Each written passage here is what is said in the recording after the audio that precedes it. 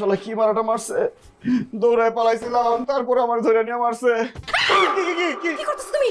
আয়নায় মুখ দেখতেছি। না না, আয়না মুখ দেখতে পারবে না তো তুমি, কারণ এই আয়না আমার বাবা দিছে। তোমার বাবার দেওয়া জিনিসটা ব্যবহার করতে পারবো না। না, উচিত হবে না।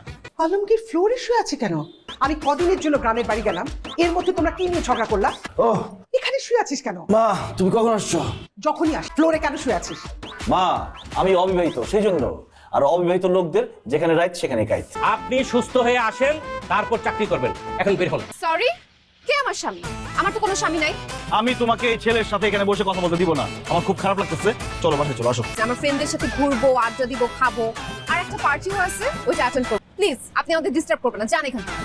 তুমি তোমার এক্সকে ডিভোর্স করো, তারপর আমি তোমাকে বিয়ে করে সোজা ইটালি নিয়ে যাবো। এখন একটা ফোন কর না, একটু দেখ কি কি হয়েছে বাবা। ডাক্তার সাহেব, আমার ছেলে কি হয়েছে? বেশ কিছুদিন ওনার খাওয়া দাওয়া চলাফেরা সবকিছুতে অনিয়ম হয়েছে। হঠাৎ করে যদি সেই নিয়মটা ভেঙে যায় তাহলে সেই শরীর সেটা মেনে নিতে পারে না। আমি ওষুধ লিখে দিচ্ছি, আপনি আমার সাথে আসুন।